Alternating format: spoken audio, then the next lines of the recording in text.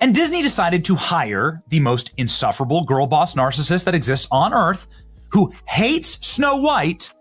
Movie companies are going to look at her and they're going to say box office poison. And a lot of this is due to her behavior leading up to the film's release. The original cartoon came out in 1937, and very evidently so. There's a big focus on her love story with a guy who literally stalks her. Yeah. Weird. So Disney really said, you know what? Let's cast the most smug girl boss narcissist alive to play a character she clearly hates. Rachel Zegler didn't just fumble the bag, she set it on fire. Movie execs are now reportedly branding her as box office poison, and it's not just the film that flopped. It's how she tanked it that's got everyone talking. The original Snow White came out in 1937. This is Rachel Zegler, who Disney decided would be brilliant in casting because, as Rachel Zegler says, her millions of fans will line up no matter what she does to see her. Pure fairy tale vibes, love story, enchanted forest, the whole deal. But according to Zegler, weird, creepy, outdated. That's what she said. It all blew up when she went live on Instagram, ranting, mocking the story, and dragging anyone who dared to criticize her. Look at this acting. That at every premiere and everything I do, people will wait in line to see. What was supposed to be a magical remake became a full-blown PR disaster. Disney tried to sell this as a bold, fresh take. New look, new message, and a modern heroine. But what they got? A lead actor who threw the source material and the fans under the bus. I'd say that this is one of Disney's biggest regrets ever. I mean, I checked, we've discussed it before. I checked Rotten Tomatoes, and the score is even lower than the last time we talked. At first, some people thought Zegler's bluntness was refreshing. But when she started mocking the prince, trashing the original plot, and claiming fans would watch no matter what, yeah, that turned real quick. The live meltdown went viral, clipped, captioned.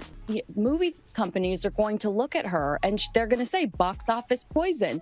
And a lot of this is due to her behavior leading up to the film's release.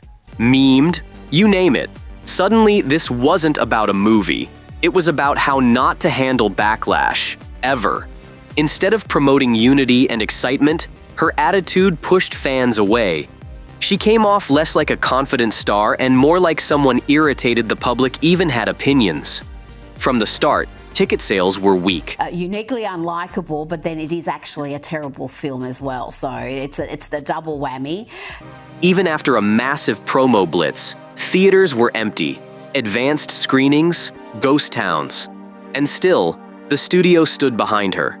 Until they couldn't anymore. Part of the outrage? They removed core elements of the original, romance, whimsy, the dwarfs, and replaced them with modern upgrades that nobody really asked for. Zegler doubled down. And then they couldn't put dwarfs because this is just so typical of the left. The progressives always finding a way to find their way back to doing something not progressive. Labeling Snow White's themes problematic and passé. But instead of sounding progressive, it came off smug and dismissive. And it wasn't just the plot getting roasted. Fans felt mocked for loving the original. Zegler basically told an entire generation their favorite childhood film was stupid. What followed was inevitable. Reshoots, rewrites, budget spikes, and spiraling damage control. And yet, the star kept the spotlight squarely on herself, not the movie.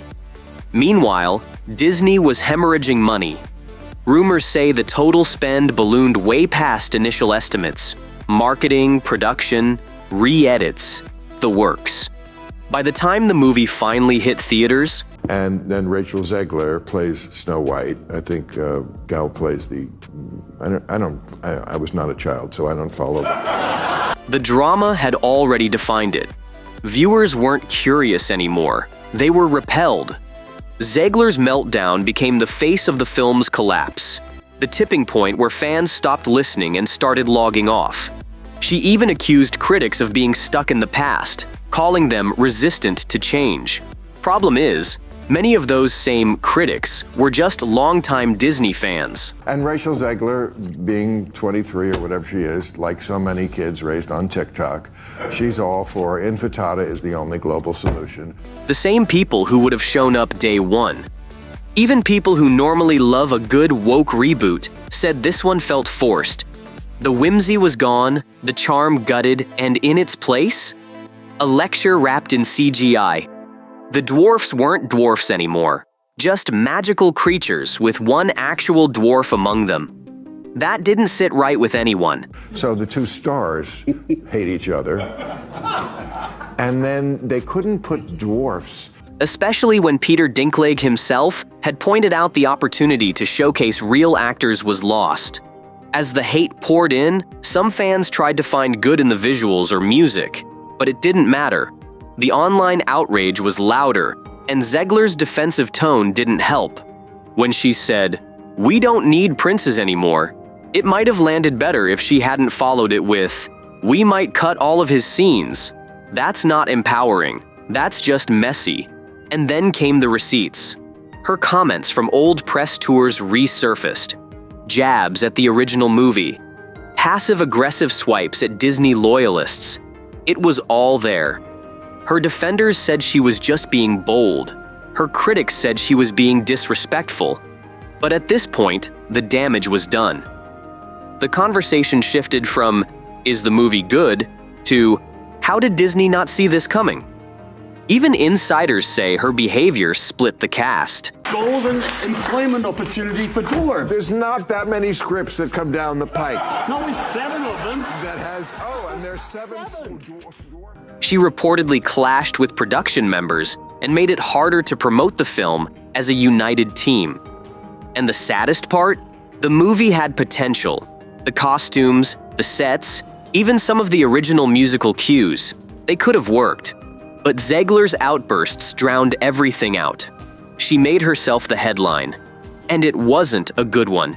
Literally no offense to anything. They're very proud to cast a Latino actress as Snow White. It makes no sense to me. You're progressive in one way, but you're still making that backward story of 7 dwarves living in a cave. What the are you doing, man?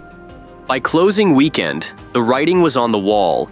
The movie was a bust, and Zegler's name was now synonymous with one of Disney's biggest flops ever. Studios are watching. They've seen what happens when a star picks fights with the fan base. And going forward, they're remaking the movie. They just got rid of the dwarfs. Okay, but what do they call them? Why would they get rid of the dwarves, though? Magical creatures. But they have one token dwarf amongst these magical creatures. They might think twice before handing over the mic. So what do you think? Did Zegler sink the ship single-handedly, or was it always doomed to fail? Let us know in the comments and stick around for the next deep dive.